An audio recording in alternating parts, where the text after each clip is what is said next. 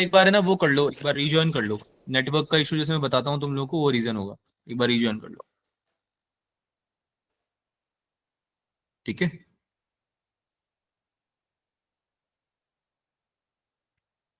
चलो भाई,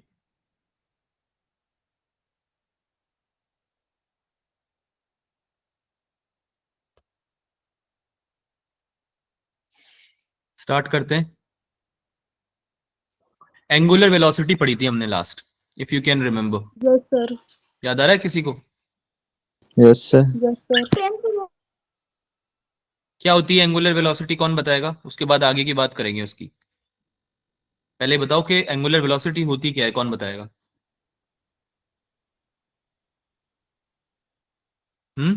कुछ डेफिनेशन, कुछ फॉर्मूला याद आ रहा है पुरानी क्लास से? रूपांजल बताओ बेटा। सर जैसे कोई पार्टिकल है वो सर्कुलर पाथ में उसी वेलोसिटी के साथ मूव कर रहा है, उस वेलोसिटी को हम एंगुलर वेलोसिटी कहते हैं।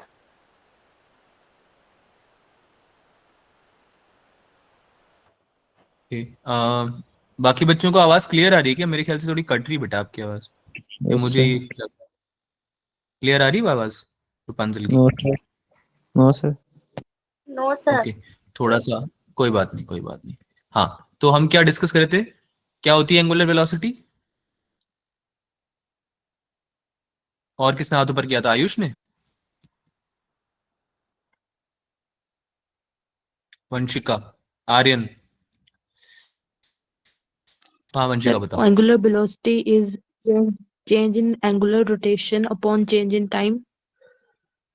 ओके, बहुत बढ़िया। और फॉर्मूला क्या था इसका? D theta by D T. Omega is equal to D theta by D T. W is equal to d theta by अच्छा। dt। बहुत बढ़िया, यस सर। ठीक है। तो ये थोड़ा बहुत हमने लास्ट टाइम समझ भी लिया था, इसका फॉर्मूला भी डिस्कस कर लिया था, right? Right, yes sir. Yes. ठीक है। Yes sir. तो ठीक है, हाथ नीचे कर लो, हाथ नीचे कर लो सब लोग। बेसिकली जो टाइम रेट होता है ना आपका, टाइम रेट जिससे ऑब्जेक्ट रोटेट करता है किसी एक्सिस के अराउंड, ठीक है, एंगुलर वेलोसिटी हम अगर लिखना चाहें तो हम क्या बोलेंगे इसको?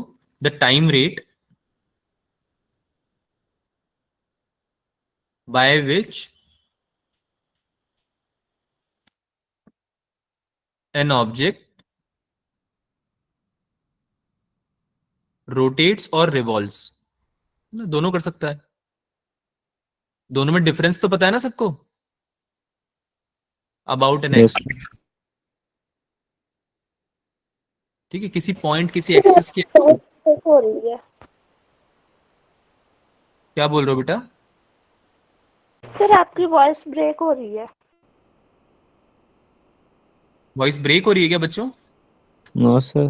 No sir. रूपांजल आपका Yes, sir. नेटवर्क वीक है बेटा। आप जब आंसर कर रहे थे ना रूपांजल, तब भी थोड़ा सा नेटवर्क इशू आ रहा था। आप एक बार रीजॉइन कर लो, ठीक है। चलो भाई, तो टाइम रेट जिससे कि आपका ऑब्जेक्ट रिवॉल्व कर रहा है, रोटेट कर रहा है ना, मतलब टाइम के रिस्पेक्ट में बेसिकली हम रोटेशन का एक रिलेशनशिप ड्रॉ कर रहे हैं, रिलेशनशिप निकाल रहे हैं उसका, ठीक है, रिलेशन निकाल रहे हैं। या फिर हम बोल सकते हैं कि कितना एंगुलर डिस्प्लेसमेंट हुआ है ना, पर यूनिट टाइम, उसको भी हम एंगुलर वेलोसिटी बोल सकते हैं, ठीक है। दोनों एक ही बात है। हाँ इरम बोलो। सर गलती से हो गया था। ओके, तो एक तो आपकी मैथमेटिकल अप्रोच हो गई है ना, D theta by D T. जब एंगुलर वेलोसिटी को D theta by D T लिखते हो तुम, तो तुम एक मैथमेटिकल अप्रोच से डेफिनेशन दे रहे हो इसकी, राइट? है ना। और जब हम लिखते हैं time rate by which an object rotates और रिवॉल्व्स अबाउट एन एक्सिस, तो हम थोड़ा उसको थ्योरेटिकली समझ रहे हैं कि होता क्या होगा, है ना, इफेक्ट क्या होता होगा इस चीज का।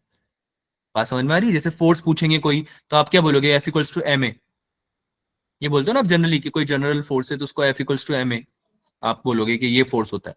और अगर आप क्या बोलोगे, फोर्स क्या होता है? कि भाई जिसके इफेक्ट से कोई चीज को पुश या पुल किया जा सकता है ना, ऐसा इफेक्ट जिससे पुश या पुल किया जा सकता है किसी ऑब्जेक्ट को। तो समझ रहे हो, दोनों तरह से दोनों चीजें डेफिनेशन ही है, दोनों चीजों को आप फोर्स बोल सकते हो, है ना। तो वैसे ही हम एंगुलर वेलोसिटी को अलग अलग तरह से रिप्रेजेंट कर सकते हैं, दोनों एक ही बात है। अब हम बात करते हैं डायरेक्शन की। जो मेन इंपॉर्टेंट बात है वो है डायरेक्शन कैसे निकालें। तो डायरेक्शन एंगुलर वेलोसिटी की सर्कुलर मोशन में हमेशा परपेंडिकुलर होगी to the plane of motion and it is given by right hand thumb rule या स्क्रू रूल। ठीक है, स्क्रू रूल समझते हो सब? स्क्रू देखा है सबने?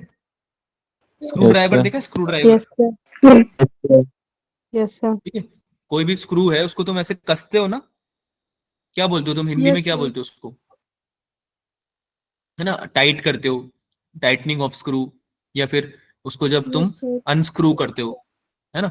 तो स्क्रू रूल क्या होता है बेसिकली, कि अगर आप स्क्रू को टाइट कर रहे हो वो क्लॉकवाइज घूम रहा है, अगर अनस्क्रू कर रहे हो, खोल रहे हो स्क्रू को, तो वो एंटी क्लॉकवाइज घूम रहा है। बात समझ में आई सबको?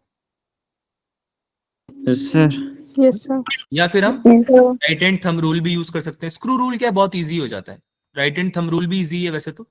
राइट हैंड थंब रूल बोलता है if you curl the fingers of your right hand in the direction of rotation, जैसे कि रोटेट ऐसे हो रहा है कोई ऑब्जेक्ट, ऐसे हो रहा है, तो तुम कर्ल कर लो अपने फिंगर्स को उस डायरेक्शन में। कर्ल मतलब समझ में आता है? ऐसे फिंगर्स को Yes. ऐसे मोड़ना, ट्विस्ट करना, Yes, है ना, उसे कर्ल बनाना बोलते हैं। तो मान लो कोई ऑब्जेक्ट ऐसे घूम रहा है, तुम्हारा फैन ले लो, फैन ऐसे घूम रहा है, उसके एंगुलर वेलोसिटी की डायरेक्शन कैसे दोगे? तो कर्ल करो अपने फिंगर्स को, राइट हैंड के फिंगर्स को कर्ल करो, और तुम्हारा जो राइट हैंड का थंब होगा, राइट थंब, वो पॉइंट करेगा किसकी डायरेक्शन में? किसकी डायरेक्शन में पॉइंट करेगा thumb? Angular velocity. Angular velocity की डायरेक्शन, Direction. है ना। तो ये बात अपने आप में प्रूव हो जाती है कि जो प्लेन ऑफ मोशन है उसके परपेंडिकुलर होगा ना डायरेक्शन। बात समझ में आ रही है? बात समझ में आ रही है सबको, है ना। अच्छा, याद करो हमने फॉर्मूला भी डिफाइन किया था, v equals to R cross omega. R omega लिखते थे ना v को, v equals to R omega, भूल गए? Yes, sir. है ना। तो उसमें आर ओमेगा नहीं था, वो था आर क्रॉस ओमेगा। ध्यान से सुनो बात को, वेलोसिटी वेक्टर है, अरे हाँ या ना बोलो भाई, velocity vector, Yes, sir. Yes, sir. तो आर ओमेगा लिखते हो उसको तुम, Yes, sir. ठीक है। तो आर ओमेगा लिखोगे तो वो वेक्टर थोड़ी बनेगा। बात समझ में आ रही क्या बोलना चाह रहा हूं? आर ओमेगा लिखोगे तो वेक्टर थोड़ी बनेगा, है ना। और डॉट प्रोडक्ट लोगे तो भी वेक्टर नहीं बनेगा। अगर Yes, R sir. Dot omega लिखोगे तो वो तो एक स्केलर क्वांटिटी आएगी, बोलो हाँ या ना, Yes, Yes, sir. sir. Yes, है sir. ना। लेकिन हमें रिजल्ट तो एक वेक्टर क्वांटिटी चाहिए। वेक्टर्स हमने बेसिक इतने तो पढ़ लिए हैं कि अगर हमारा लेफ्ट साइड में वेक्टर है तो राइट साइड में वेक्टर रहना चाहिए, जो भी हमारा क्वांटिटी होगा, बोलो हाँ या ना, yes, sir. है ना। तो Yes, इसलिए sir. हम आर और ओमेगा दोनों वेक्टर लेते हैं। पहली बात तो आर को रेडियस वेक्टर बोल देंगे और वो एंगुलर वेलोसिटी हो जाएगा। डायरेक्शन अभी आपने डिस्कस कर ही लिया है कि डायरेक्शन क्या होगा ओमेगा का। आप परपेंडिकुलर रखोगे हमेशा प्लेन ऑफ मोशन से। अगर मोशन हो रहा है आपका एक्स वाई प्लेन में, एक्स वाई प्लेन में मोशन हो रहा है, मान लो ऐसे घूम रहा है ये, ठीक है, तो जेड एक्सिस की डायरेक्शन में ओमेगा आप दे सकते हो। क्या ये क्लियर है सबको? Yes, sir. Yes, sir. ठीक है, कूल। Yes, आगे sir. चलते हैं। किसी को कुछ डाउट है क्या? इरम कुछ पूछना है आपको? हाथ ऊपर किया था आपने बेटा। आगे चलें। सर आपकी वॉइस ब्रेक हो रही है। वॉइस ब्रेक हो रही है? बच्चों मेरी वॉइस ब्रेक अगर हो तो बता दिया करो। वॉइस ब्रेक हो रही है क्या No, sir. बेटा? वॉइस ब्रेक होती है ना, जैसे मैंने आपको पहले ही बताया है, Yes. तो अधिकतर बच्चों को होगी, सबको होगी, तो कोई ना कोई बोल ही देता है कि वॉइस ब्रेक हो रही है, मतलब चैट में लिख देता है। ठीक है, तो एक बार है ना अपना नेटवर्क चेक कर लिया करो। अगर आपकी स्क्रीन विजिबल नहीं है या आपको वॉइस ब्रेक हो रही है तो एक बार आप खुद से एक बार चेक कर लिया करो, ठीक है। क्योंकि क्लास अगर आप बार बार बीच में बोलोगे तो थोड़ा सा हमारा टाइम चला जाएगा। हाँ, आपका नेटवर्क आप सही है, आप बार बार रिजॉइन करो, तो भी अगर आवाज नहीं आ रही तो फिर मुझे बता दिया करो, ठीक है। चलो भाई आगे चलते हैं, एंगुलर एक्सेलरेशन की बात करते हैं। अब अगर एंगुलर डिस्प्लेसमेंट हो रहा है विद रिस्पेक्ट टू टाइम, जिससे कि एंगुलर वेलोसिटी आ रही है, तो अगर एंगुलर वेलोसिटी भी चेंज हो रही है विद रिस्पेक्ट टू टाइम, तो उससे एंगुलर एक्सेलरेशन आएगा ना। जैसे डिस्प्लेसमेंट जब चेंज होता था with respect to time, distance change होता था तो उससे वेलोसिटी आ जाती थी, और वेलोसिटी अगर चेंज होती थी विद रिस्पेक्ट टू टाइम तो उससे एक्सेलरेशन आ जाता था। याद है सबको? Yes, sir. Yes, sir. जो लीनियर मोशन हम पढ़ते थे जब कोई एंगल इन्वॉल्व नहीं होता था, तो उसमें ये सब चीजें होती थी। लेकिन अब सिंस हम एंगल्स की बातें करने लगे हैं, किसी एंगल पे मोशन हो रहा है, ठीक है, तो कॉन्सेप्ट तो सेम ही रहेगा, बस टर्म्स बदल जाएंगी। जैसे कि पहले एक्सेलरेशन को लिखते थे डीवी बाई डी टी, याद है? एक्सेलरेशन को लिखते थे डीवी बाई डी टी, है ना? Yes sir. तो अब अल्फा को क्या लिखोगे? अल्फा को क्या लिखोगे? D omega by D T लिख दोगे। क्लियर है? Yes sir. Yes, है? Yes, sir. sir. तो formula wise it is nothing but the rate of change of angular velocity, यानी एंगुलर वेलोसिटी चेंज कैसे हो रही है, वही एक्सेलरेशन होता है। हमने डिस्कस करा भी है शायद लास्ट क्लास में, है ना? तो एक्सेलरेशन को हम सिंस लिखते थे V DV by D X, याद आ रहा है? V DV by D X भी लिखते थे इसको, एक और फॉर्मूला था इसका, है ना? तो सेम तरीके से अल्फा अल्फा एंगुलर एक्सेलरेशन, इसका भी फॉर्मूला होता है omega D omega by D theta, है ना? डी एक्स यहाँ पे डी थीटा बन जाएगा, डिस्प्लेसमेंट एंगुलर डिस्प्लेसमेंट बन जाएगा। आई होप कि क्लियर है सबको, ये है ना, बेसिक चीजें हैं, ठीक है।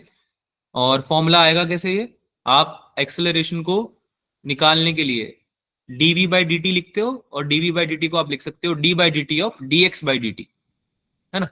तो इसी फॉर्मूले से आप अल्फा भी निकाल सकते हो। D omega by D T होता है ये, दोनों तरफ डी थीटा से मल्टीप्लाई और डिवाइड कर दो, तो इससे आ जाएगा ये फॉर्मूला। और अल्फा का formula D square theta upon D T square भी बन जाएगा सेम तरीके से।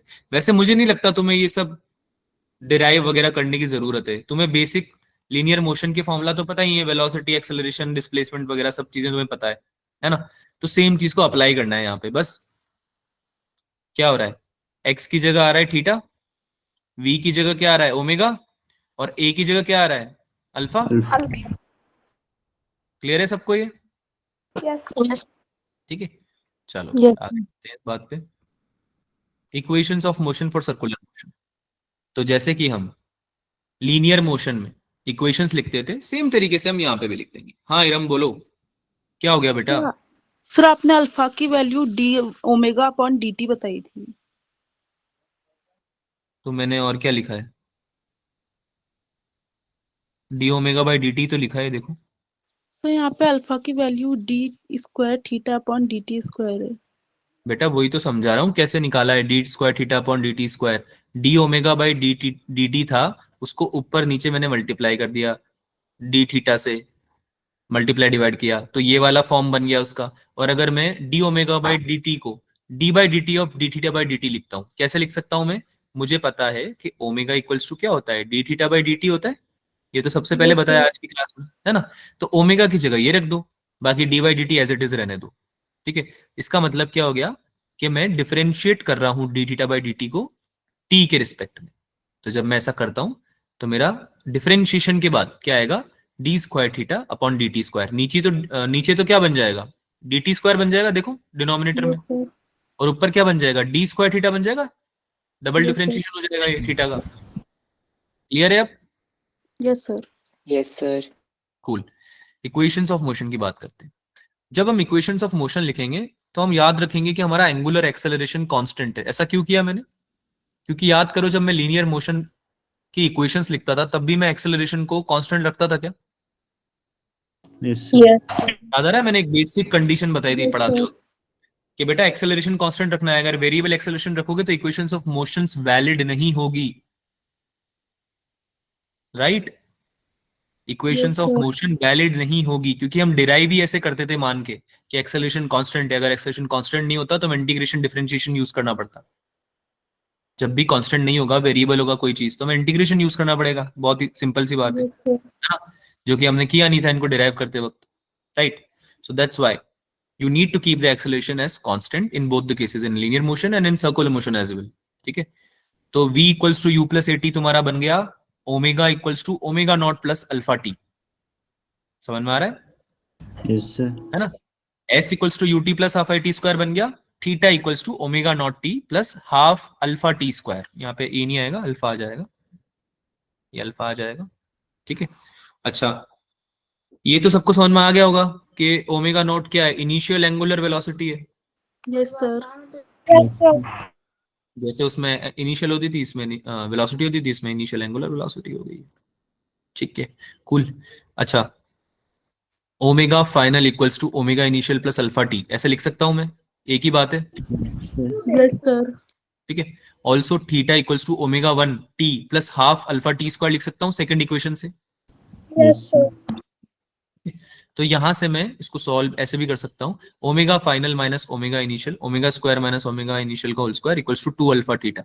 बेसिकली कुछ नहीं, रिप्लेसमेंट्स किए हम, सब्स्टिट्यूशंस किए हम, ठीक है। सो उसका डेरिवेशन करने का कोई जरूरत नहीं है, you can remember this formula also. ये आपको हेल्प करेगा, ये आपको हेल्प करेगा कुछ क्विकली सॉल्व करने में कुछ इक्वेशंस को, ठीक है। बाकी आप इसको डिराइव करके भी देख सकते हो, सब्स्टिट्यूशन वगैरह करके दोनों इक्वेशन आप निकाल सकते हो बहुत इजीली, ठीक है। चलो भाई आगे चलें। Yes, यहाँ sir. यहाँ तक कोई दिक्कत किसी को? No, sir.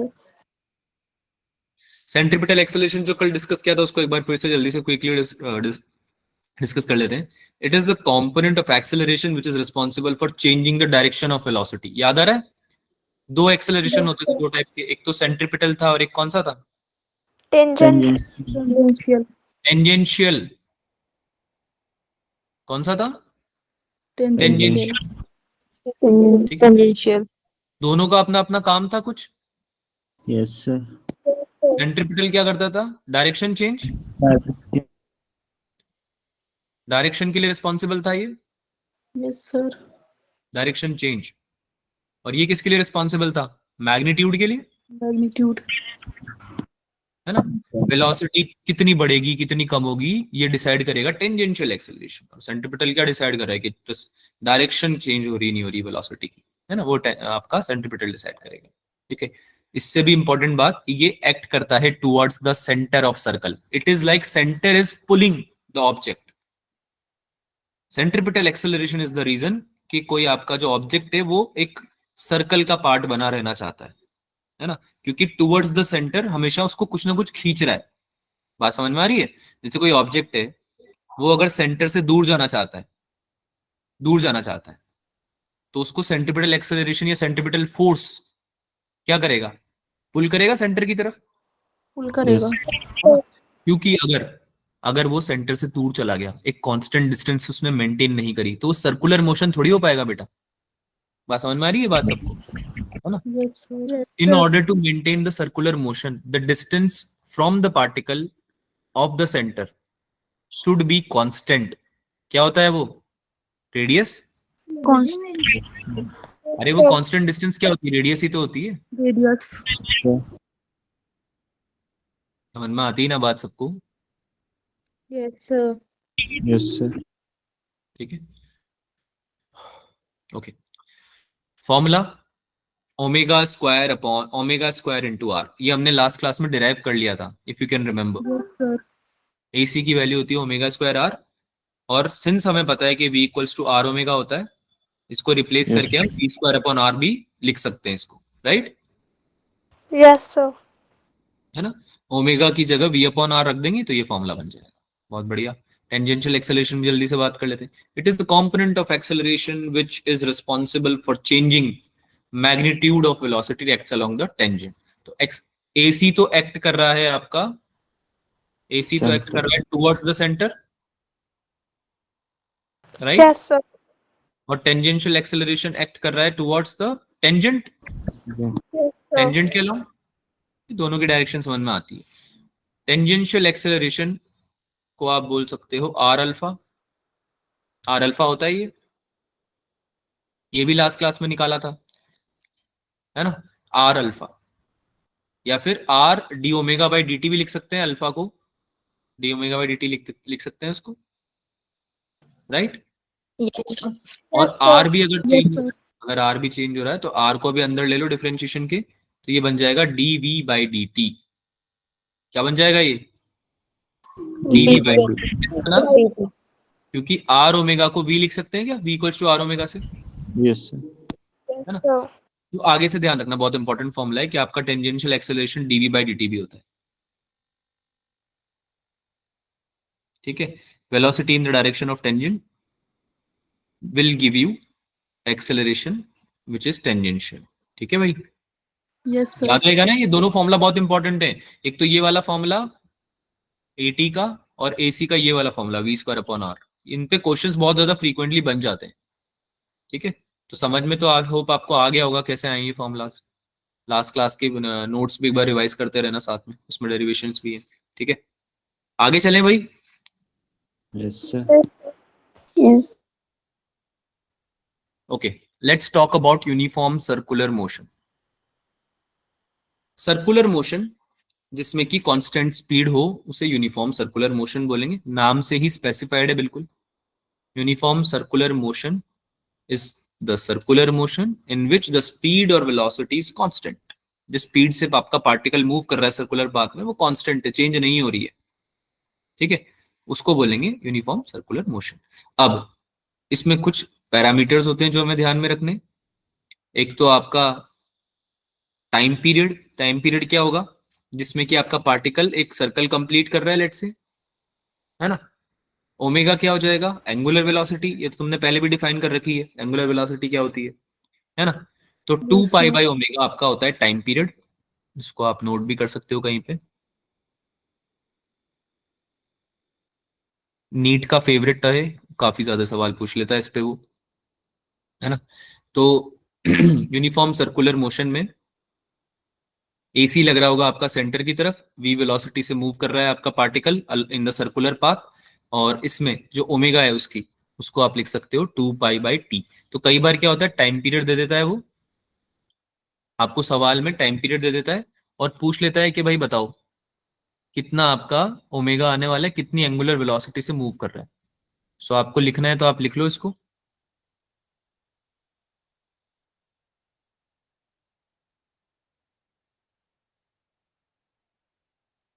ठीक है, अच्छा एक बात बताओ, अगर इसकी स्पीड कांस्टेंट है तो इसकी वेलोसिटी भी कांस्टेंट है क्या? Yes, yes sir. Sir. No, sir. Yes, yes. Velocity भी कांस्टेंट है ना इसकी? Yes, sir. Yes, No, sir. sir. नहीं है। कैसी बातें कर रहे हो बेटा? क्या आपका स्पीड डायरेक्शन नहीं बदल रहा है क्या हर पॉइंट पे? सर बदल रहा है। तो वेलोसिटी क्या होती है? बदल रहा है। मैग्नीट्यूड प्लस डायरेक्शन नहीं होती क्या ये? Speed plus direction. Yes sir. तो मैग्नीट्यूड चेंज नहीं हो रहा तो क्या हुआ? डायरेक्शन तो चेंज हो रही है। Yes sir. बात समझ में आ रही है? कांस्टेंट स्पीड बोलना है, कांस्टेंट वेलोसिटी नहीं बोलना है। बहुत इंपॉर्टेंट पॉइंट है। बात समझ में आ रही है सबको? It is changing the yes sir. Direction of, it is changing the direction of velocity her point पे। सर्कुलर मोशन तभी हो पाएगा ना बेटा, वरना सीधा निकल जाएगा वो तो, डायरेक्शन चेंज नहीं करेगा तो। बोलो हाँ या ना? Yes Yes, sir. Yes sir. ठीक है, यस सर। ओके। एग्जाम्पल बता सकते हो उसके, यूनिफॉर्म सर्कुलर मोशन के?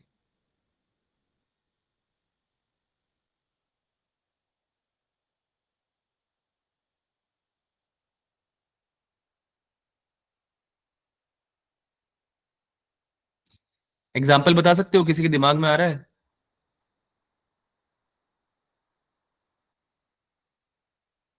अरे घड़ी, सुई, घड़ी की जो सुई चलती है वो कैसे चलती है? Sir watch. Watch. Hmm. Yes sir. अरे देखा है ना किसी ने, वॉच में जो हैंड होता है आपका, यस वॉच सर। का हैंड यूनिफॉर्म सर्कुलर मोशन ही तो कर रहा होता है बेटा। Yes constant sir. स्पीड से तो चल रहा होता है। कभी ऐसा होता है कि तेज तेज चलने लग गया एकदम से? अरे डर जाओगे तुम ऐसा होगा तो। है ना।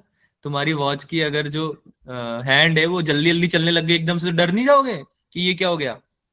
Yes sir. है ना। तो नोटिस किया ना उसको, यूनिफॉर्म स्पीड से ही चलता है वो, कांस्टेंट स्पीड से ही चलता है, राइट। हाँ, तो ये चीजें नोटिस किया करो। अच्छा, विंड मिल देखी होगी किसी ने, विंड मिल, वो भी एक यस कांस्टेंट सर। स्पीड से चल रही होती है ना। ऐसा थोड़ी होता है एकदम से तेज तेज यस चलने सर। लगती फिर धीरे धीरे चलने लगी, ऐसा नहीं होता है। कांस्टेंट स्पीड से चल रही है, उसका रीजन होता है, वो पढ़ोगे आप अगर अभी आप इंजीनियरिंग तो खैर करोगे नहीं, पर हाँ अगर कभी आपने कुछ इंटरेस्ट में पढ़ना चाहा तो आपको पता चलेगा। अच्छा, एक और इंपॉर्टेंट बात यूसीएम के बारे में, यूनिफॉर्म सर्कुलर मोशन के बारे में। जो एक्सेलरेशन इसमें एक्ट कर रहा होता है वो होता है सेंट्रिपिटल एक्सेलरेशन।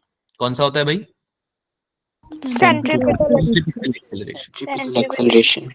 ठीक है, सेंट्रिपिटल एक्सेलरेशन ही लगता है इसमें। टेंजेंशियल एक्सेलरेशन जीरो होता है इन यूनिफॉर्म सर्कुलर मोशन।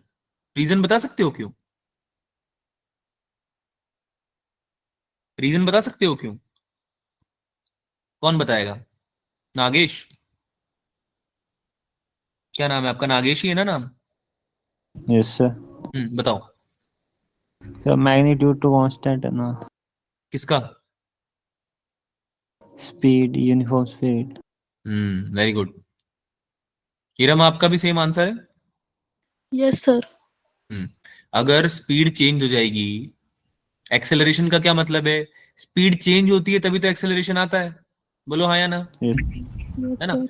और एसी तो रेगुलेट करता था डायरेक्शन को। बोलो, याद आ रहा है? Yes yes sir. Sir. Acceleration और डायरेक्शन तो चेंज हो रही है, चेंज हो रही है, यस डायरेक्शन तो सर। चेंज हो रही है। लेकिन यस एटी सर। जो था, यस सर। टेंजेंशियल एक्सेलरेशन, वो मैग्नीट्यूड को रेगुलेट करता था। और क्या मैग्नीट्यूड चेंज हो रहा है यहाँ पे इस केस में? No sir. नहीं हो रहा। तो that's no why sir. No AT only AC. बोलो, no AT only AC. Yes sir. Yes sir. बात समझ में आ रही है? अरे कुछ भी रटा नहीं रहा हूं तुमको, लॉजिक्स बता रहा हूँ हर चीज के। हाँ ना तो बोलो यार। Yes sir. Yes sir. Cool cool cool. Yes sir. अच्छा, नॉन यूनिफॉर्म क्या हो जाएगा? अगर यूनिफॉर्म में कांस्टेंट है सारे मामले हमारे, यूनिफॉर्म में अगर स्पीड कांस्टेंट है, एटी लग नहीं रहा है, तो नॉन यूनिफॉर्म में क्या होगा, क्या लगता है? सर उसमें हमारी जो स्पीड होगी वो भी चेंज होगी। सर उसमें कांस्टेंट नहीं होगा स्पीड। कांस्टेंट? कोई हाथ ऊपर कर रहा है क्या? हाँ इरम बोलो। सर उसमें स्पीड कांस्टेंट नहीं होगी। स्पीड कांस्टेंट नहीं होगी, ये तो मैंने लिखा हुआ है ऊपर। इसके अलावा और कुछ बताना चाहोगे आप लोग? अभी मैंने इतना कुछ आपको बताया, देखो दिमाग लगाओ। और एडिशनल इंफॉर्मेशन दो ना यार ध्रुव। सर उसमें टेंजेंशियल एक्सेलरेशन एक्ट कर सकता है। हाँ उसमें दोनों लगेगा, है ना, उसमें दोनों लगेगा। क्योंकि नॉन यूनिफॉर्म सर्कुलर मोशन है, तो स्पीड ही वेरिएबल है, तो डायरेक्शन भी चेंज हो रही होगी और मैग्नीट्यूड भी चेंज हो रहा होगा। राइट? Yes sir. राइट, तो इसको लिख लो। Yes yes sir. Sir. Yes both sir. AT and AC applicable. Cool. एक मिनट रुकना बच्चों, I will be back in 10 seconds.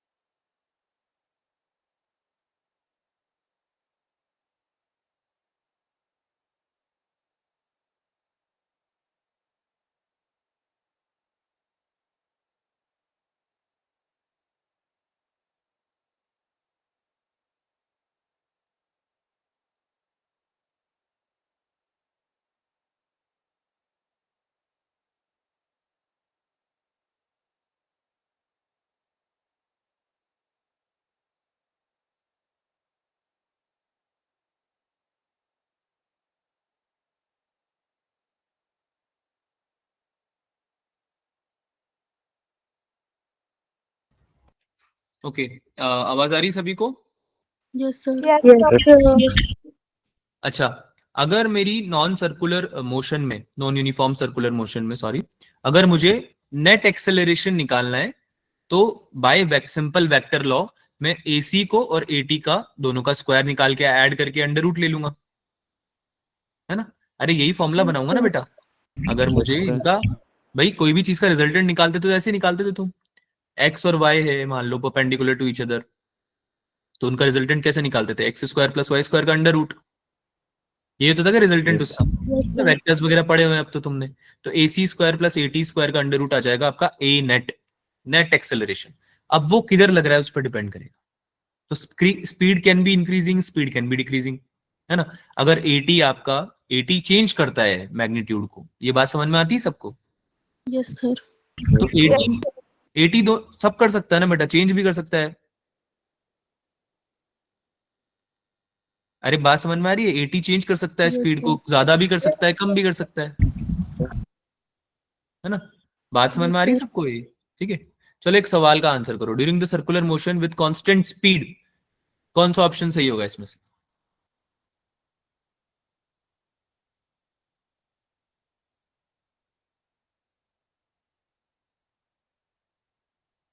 Chat में आंसर करो सब।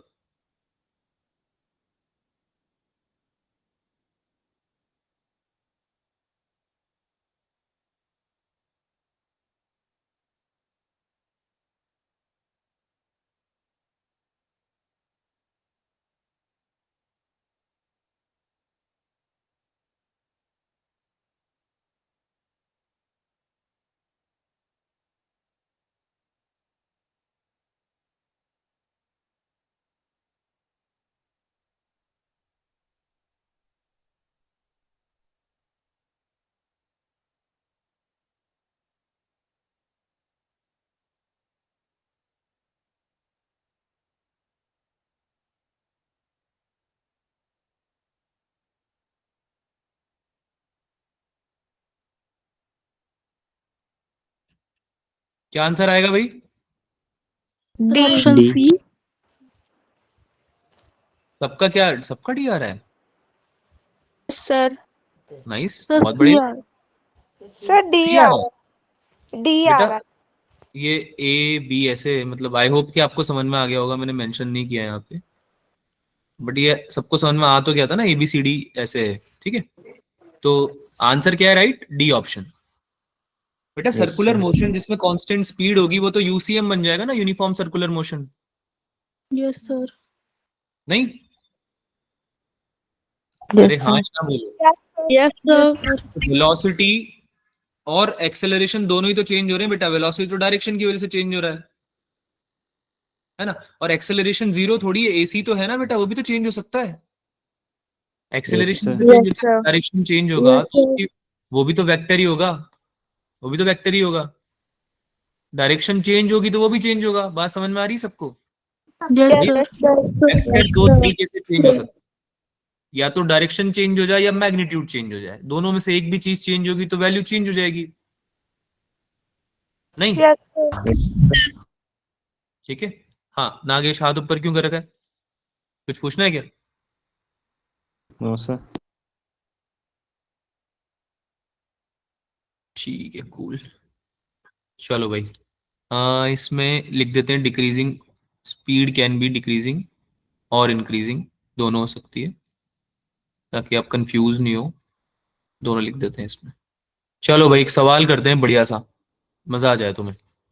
अच्छा क्वेश्चन है, it could take time, so if you want you can take time, ठीक है। आंसर आंसर चाहिए मुझे, ऑप्शंस नहीं दे रहा हूं मैं।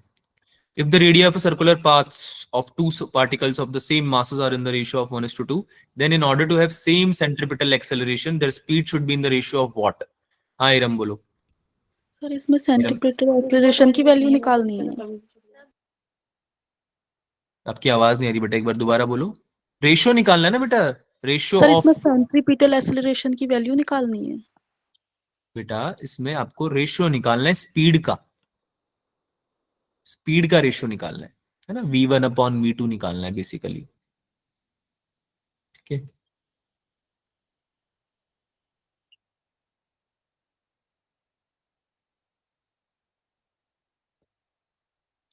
अब आप उसके लिए क्या यूज करोगे वो आप खुद देखो, इतना तो आप समझो उस क्वेश्चन पढ़ के, वो मैं नहीं बताऊंगा, मतलब मैं बताऊंगा पर एक बार आप खुद ट्राई करो,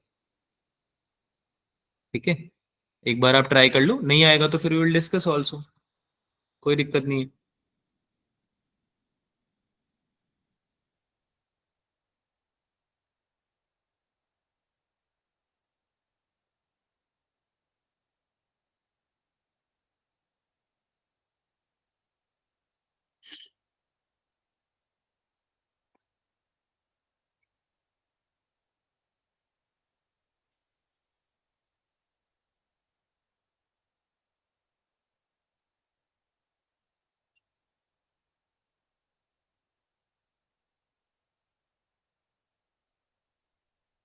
हाँ भाई, आया कि किसी का?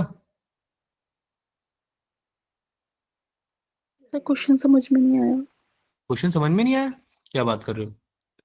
क्वेश्चन बोल रहा है, if the radii of circular paths of two particle, एक पार्टिकल उसके दो अलग अलग सर्कुलर पाथ हैं, लेट से एक सर्कुलर मोशन अलग हो रहा होगा एक अलग पाथ पे, और एक पाथ पे अलग हो रहा होगा, लेट से, ठीक है। दोनों का तुम्हें रेडियस का रेशियो दे रखा है। एक मान लो सर्कल, जो सर्कुलर पाथ बन रहा है उसका रेडियस मान लो आर होगा अगर, तो दूसरे वाले का कितना हो जाएगा? 2r हो जाएगा।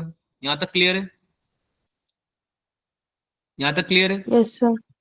अब वो बोल रहा है कि माना दो अलग अलग पाथ हैं, माना दो अलग अलग सर्कुलर मोशन हो रहे होंगे, पर दोनों में उसको चाहिए सेम सेंट्रिपिटल एक्सेलरेशन की वैल्यू। तो ऐसा करने के लिए कितनी स्पीड का रेशियो रहना चाहिए दोनों अलग अलग केसेस में, यानी v1 अपॉन v2 की वैल्यू निकालनी है। क्या दिक्कत है इसमें बेटा? सब कुछ तो दे रखा है, लिटरली सब कुछ दे रखा है तुम्हें, बस वैल्यूज रखनी है आपको। पता नहीं क्यों नहीं रख पा रहे हो तुम लोग वैल्यूज।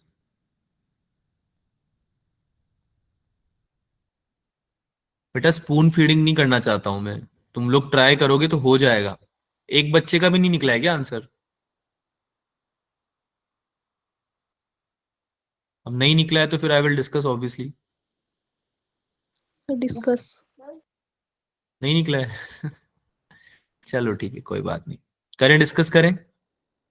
Yes sir. सरप्राइज्ड, चलो कोई ना।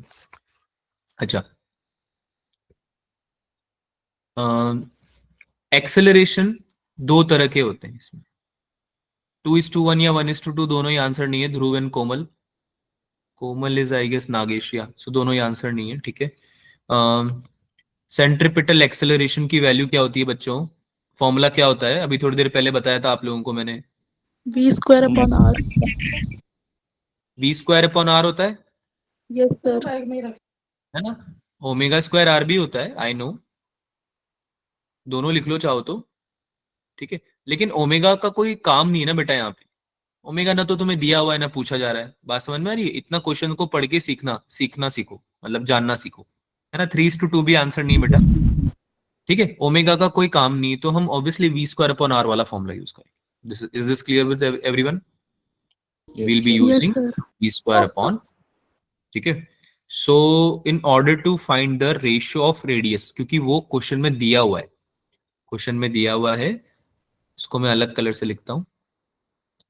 r1/r2 की वैल्यू कितनी दे रखी है भाई? 1:2 दे रखी है क्या? Yes sir. Yes sir. है ना, 1:2 की वैल्यू दे रखी है। अगर r1/r2 दिया हुआ है तो उसको पुट करो ना यार सीधा। लेट्स अज्यूम के दोनों पाथ में अलग अलग वेलोसिटी भी होगी, ठीक है। स्पीड का जो रेशियो है, यानी वो v1 और v2 के बीच में पूछना चाह रहा है रेशियो, तो एक्सेलरेशन क्या हो जाएगा? AC1 should be equal to AC2। First और सेकंड वाले का सेम होना चाहिए सेंटीमीटर यस एक्सेलरेशन, सर। बोलो क्या है? तो इससे क्या इक्वेशन बनेगी? v1² upon r1 should be equal to v2² upon r2। Yes sir. Clear है? कितना हो जाएगा? v1/v2 का whole square equals to r1/r2, cross multiply कर दिया, है ना। वैल्यू पता है तुम्हें, v1/v2 का whole square is equals to 1/2, यहां से निकाल दिया हमने। Yes sir. तो v1/v2 जो पूछा हुआ है वो कितना आ जाएगा? 1/√2। Yes sir. अब बताओ, sir. was this a difficult question? No sir.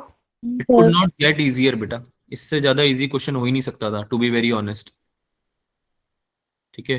तो आप लोगों को फॉर्मूला बेस्ड क्वेश्चन सॉल्व करने ही पड़ेंगे।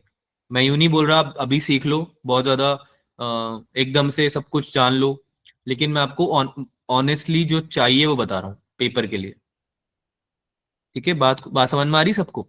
Formula based questions you need to practice इतना एटलीस्ट, कि आप फॉर्मूला के ऊपर जो बेस्ड क्वेश्चन है वो आप करना सीख लो, पेपर में वो गलत नहीं होनी चाहिए। थोड़ा भी दिमाग लग रहा है, क्वेश्चन कुछ और पूछना चाह रहा है ना, कोई कॉन्सेप्ट उसने ऐसा पूछ लिया जो आपने पढ़ा नहीं है या याद नहीं रहता या डिफिकल्ट है, तो इट इज अंडरस्टैंडेबल कि आपसे गलत हो जाए सवाल, ठीक है। उसके लिए आपको प्रैक्टिस करनी पड़ेगी, करेंगे भी सही। लेकिन अभी स्टेज में अगर हम फॉर्मूला बेस्ड क्वेश्चन नहीं कर पाएंगे सॉल्व, तो बहुत ज्यादा दिक्कत आएगी आगे मार्क्स बढ़ाने में, राइट। तो एटलीस्ट क्वेश्चन पढ़ के, अरे सुन लो सब लोग ध्यान से, लेक्चर नहीं दे रहा हूं मैं, तरीका बता रहा हूँ क्वेश्चंस को अटेम्प्ट करने का फ्यूचर में। क्वेश्चन पढ़ के जो फॉर्मूला है ना उसमें रिलेटेड, जैसे सेंट्रीपिटल एक्सेलरेशन दिख गया तुम्हें, तो सबसे पहले फॉर्मूला लिखो, सबसे पहले फॉर्मूला लिखो, फिर गिवन लिखो। यही करा है मैंने भी तुम्हारे सामने। पहले तो मैंने फॉर्मूला लिखा, पहले मैंने फॉर्मूला लिखा, फिर मैंने जो गिवन इंफॉर्मेशन थी वो लिख ली। जब मैं ये दोनों लिख दूंगा अपने आंखों के सामने, और तीसरी चीज ये भी लिख दूंगा कि मुझे निकालनी क्या है, V1 और V2, तो मुझे अपने आप दिख जाएगा ना बेटा कि यहाँ पे V और R था, R मुझे दिया हुआ है, V मुझे निकालना है। प्रोबेबिलिटी बढ़ जाएगी सॉल्व करने की। ठीक है, सर। आगे चलें। Yes sir.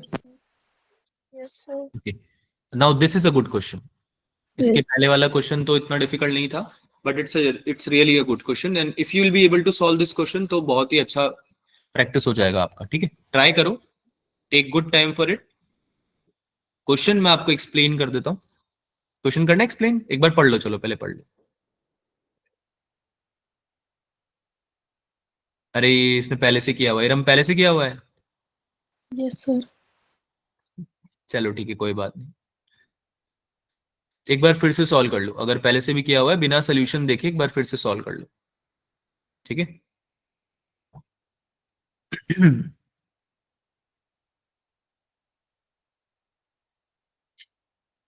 अच्छा क्वेश्चन है ये आपसे सॉल्व हो गया था पहली बार में इरम? Yes sir. हाँ, यस सर। कैसे करते हैं चलो बताओ।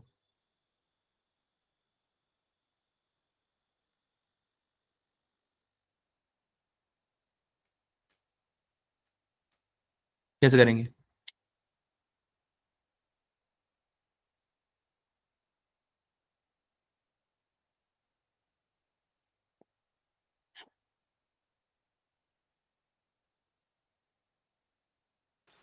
सर ए और आर की वैल्यू को इंटू कर देंगे। ये और आर की वैल्यू को इंटू कर देंगे सीधे? Yes sir. बेटा क्वेश्चन तो पहले समझो, क्वेश्चन को समझो भी सही खुद भी और समझाओ भी सही। ऐसे कैसे इंटू कर दोगे आप? ये और आर की वैल्यू निकालना क्या है पहले बताओ, समझ में आया? निकालना क्या है पहले? पार्टिकल की स्पीड निकालनी है। पार्टिकल की स्पीड निकालनी है। तो पार्टिकल की स्पीड निकालने के लिए क्या इंफॉर्मेशन चाहिए पहले वो समझो, है ना।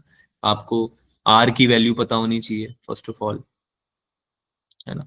आर की वैल्यू पता होने के बाद आप रिलेट कर पाओ दोनों को चीजों को, क्वेश्चन समझ पाओ पहले तो। अच्छा, सब लोगों को क्वेश्चन समझ में आया क्या, या क्वेश्चन समझ में नहीं आया है? एक बार जल्दी से बता दो ऑनेस्टली। सर नहीं आया। नहीं आया? एक काम करते हैं, इसका डायग्राम बना के दे देता हूं मैं तुम्हें, ठीक है, उससे थोड़ा सा क्लियर हो जाएगा। फिर करोगे try? Yes sir. Yes sir. Diagram बना के देते हैं इसका आपको। लेट्स से कोई सर्कुलर मोशन हो रहा है किसी पार्टिकल का, सर्कल बना देते हैं। ठीक है, ये पार्टिकल है तुम्हारा, ठीक है, यहां से सेंटर से इसका लेट से कुछ रेडियस है आर। ठीक है भाई, अब ये पार्टिकल मूव कर रहा है विथ सम वेलोसिटी, कुछ स्पीड होगी इसकी जिससे मूव कर रहा होगा, है ना।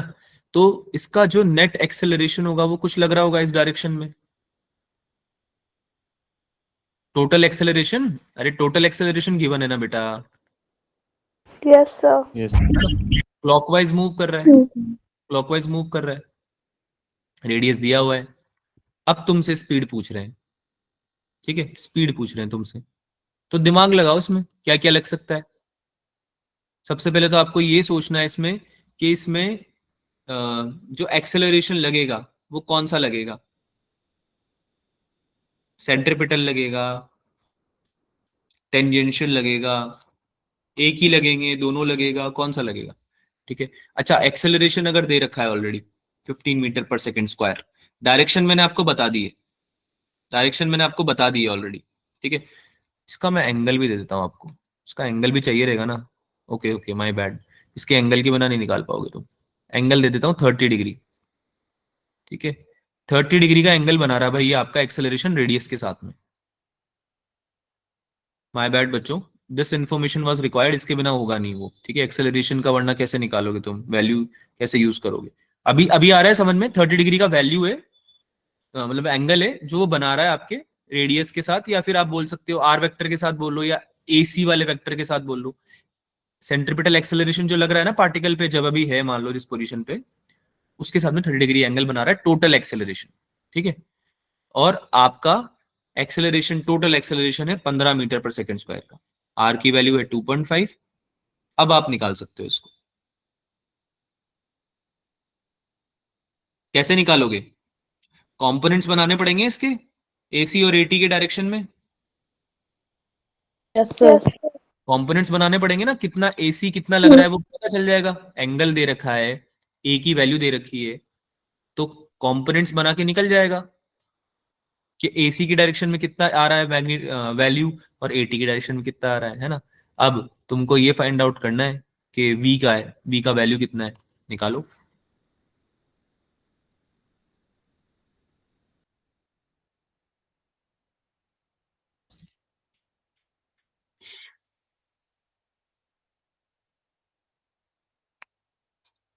ट्राई करो, नहीं होगा तो बताएंगे बेटा।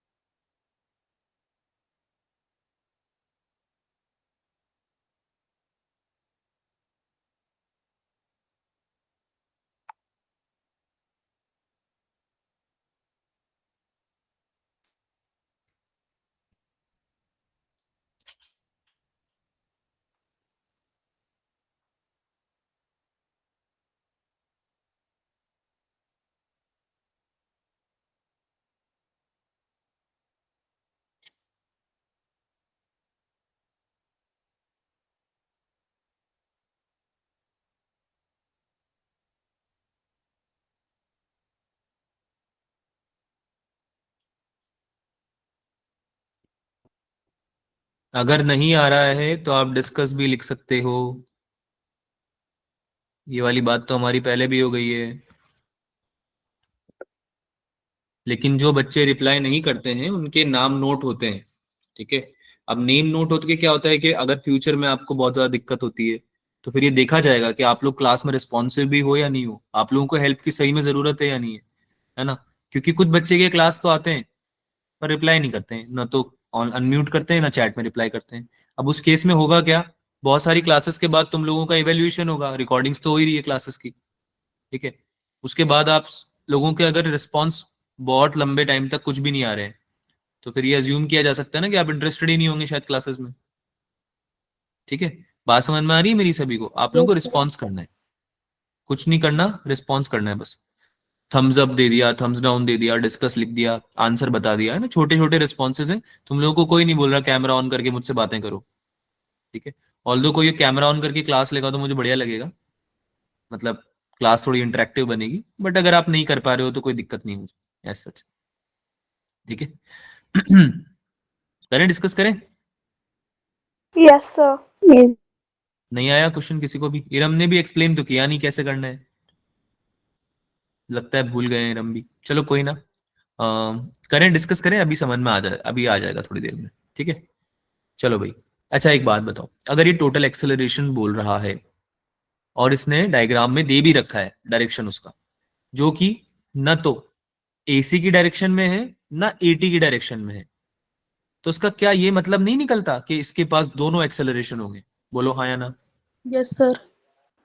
अगर एक्सेलरेशन की डायरेक्शन उसने दे रखी है जो कि ना तो एसी की डायरेक्शन में है ना एटी की डायरेक्शन में है, और ये पता कैसे चला मुझे? मैंने अज्यूम किया है सर क्या? वहाँ पे टोटल एक्सेलरेशन भी लिखा हुआ है। हाँ लिखा हुआ है total acceleration, but total acceleration तो तब भी लिख सकता हूं मैं जब मेरा एसी और एटी में से एक जीरो।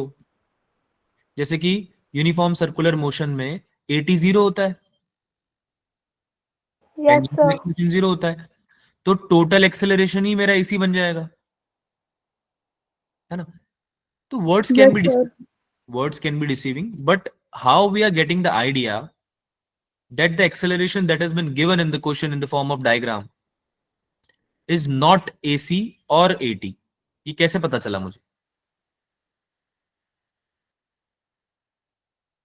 अरे बेटा सिंपल है ना, जो ए की डायरेक्शन दे रखी है वो ना तो सेंटर की तरफ है, ना वो टेंजेंट की तरफ है सर्कल पे, दिख रहा है यस ना? सर।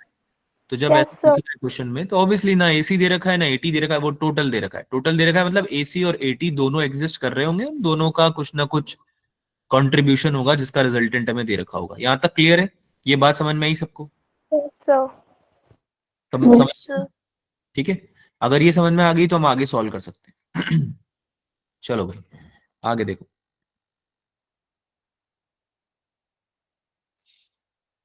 वेक्टर्स के थ्रू करेंगे इसको सॉल्व, ठीक है? सेंटर है ये आपका पार्टिकल है,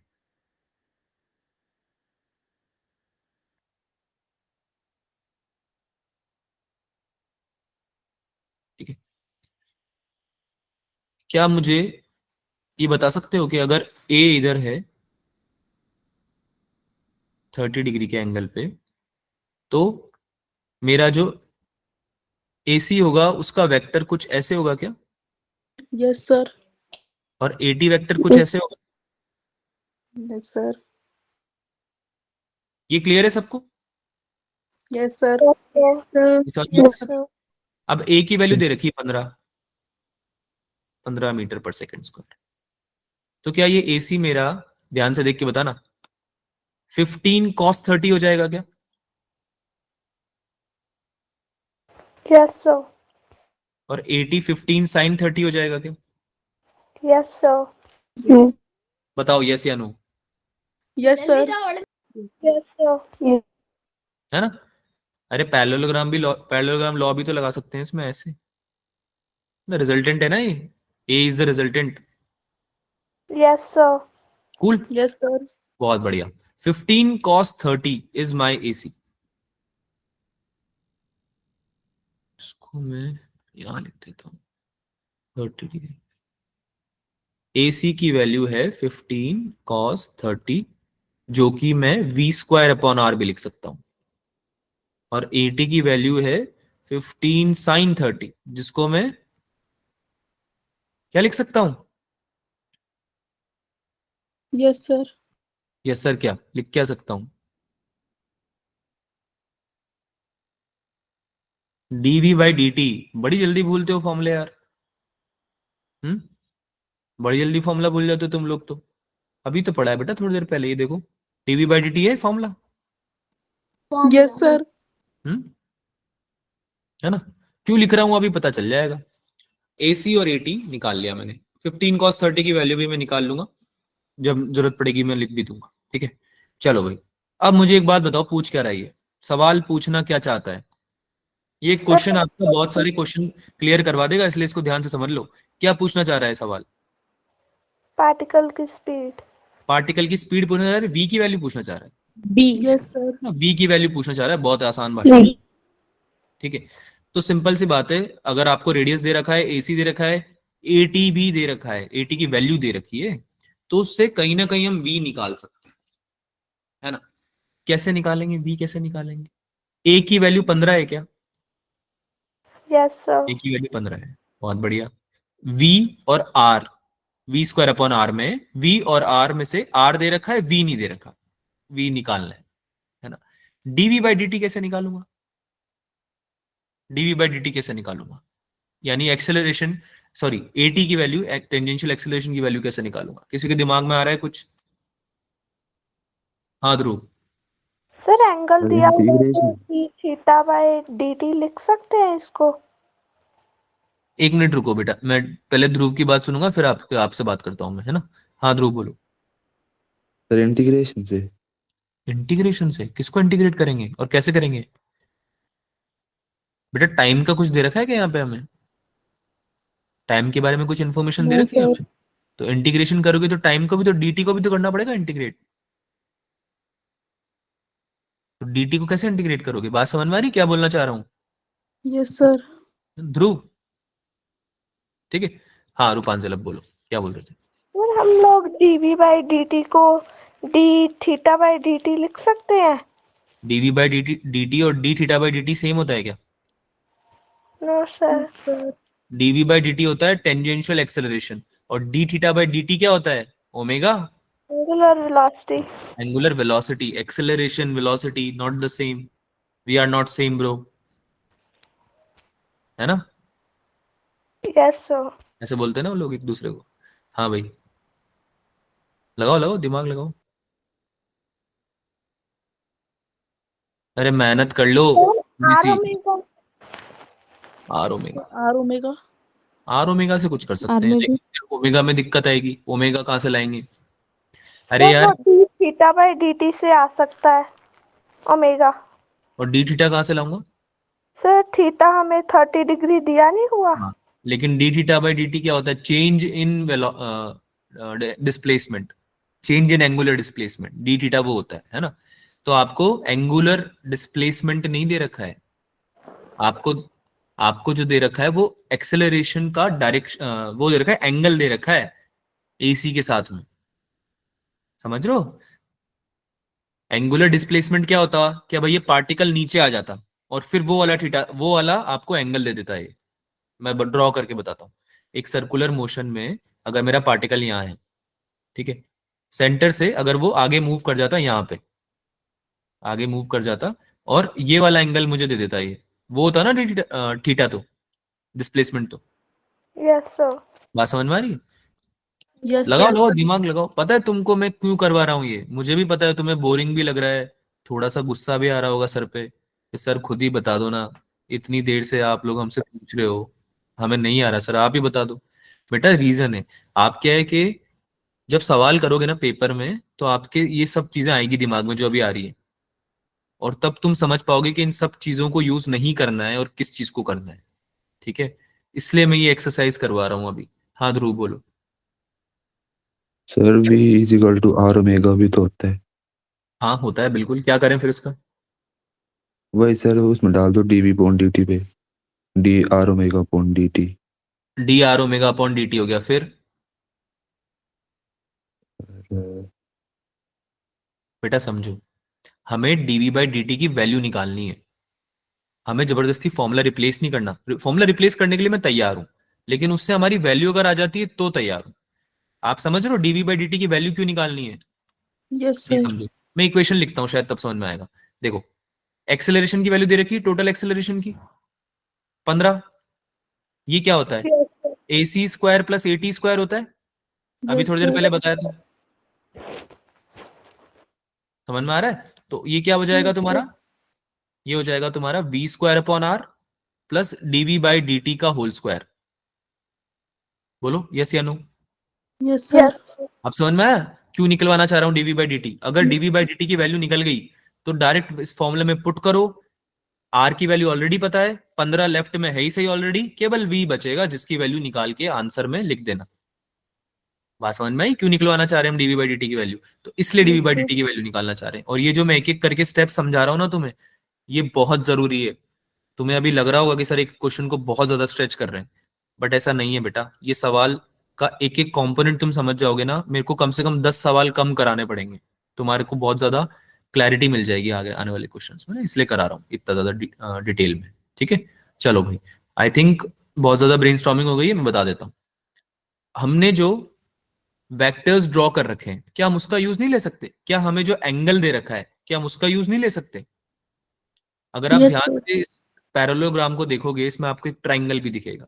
अगर आप ध्यान से देखोगे इस चीज को, तो आप मुझे खुद बताओगे देख के कि सर टेन थीटा जो होगा, टेन थीटा टेन थीटा, वो परपेंडिकुलर अपॉन बेस से AT अपॉन AC होने वाला है सर। Yes, sir. देख के बताओ, सर। तुम खुद बताओ देख के, Yes, sir. समझ में आ रहा है? Yes. Yes, sir. नहीं आ रहा बेटा? नहीं इस आ रहा है। AT को, वेक्टर को ट्रांसफर कर सकते हैं ना हम, इस AT को यहाँ पे ट्रांसफर कर देंगे, है ना? Yes, sir. तो ये बन जाएगा आपका AT अपॉन AC। तो इसको आप लिख सकते हो dV by dt upon V square upon R equals to 1030। 1030 तो है, Yes, sir. Sir, 1 by root 3. By √3. 1/√3। यहां से वैल्यू निकल के आएगी किसकी?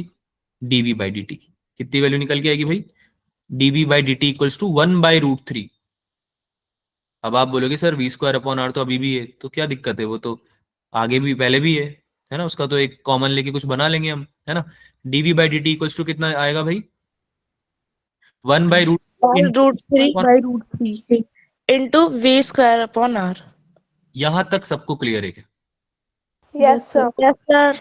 किसी को कुछ डाउट है यहां तक तो बता दो जल्दी से। Yes, sir. क्लियर है सबको कैसे आया ये?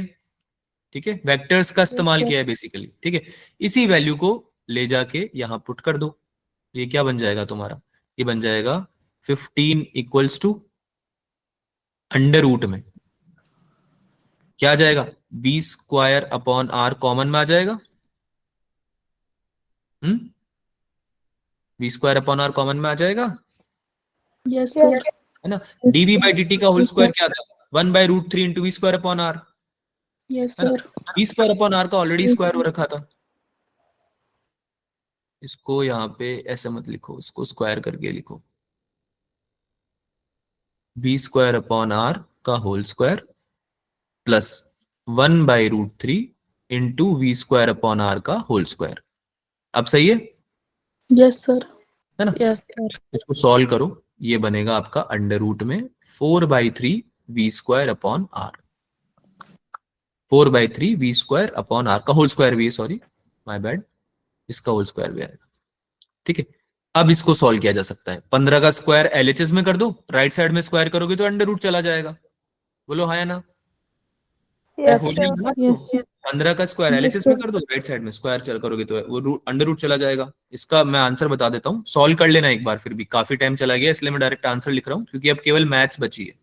ठीक है, सो ये आपका V स्क्वायर अगर आप करोगे तो ये आएगा 15 इंटू कितना बनेगा ये? √3 इंटू 2.5 डिवाइडेड बाय 2, 32.4 समथिंग बनेगा, 32 समथिंग बनेगा, 5.7 आएगा मतलब इसका आंसर 32.47 अप्रोक्सीमेटली। 2.4756.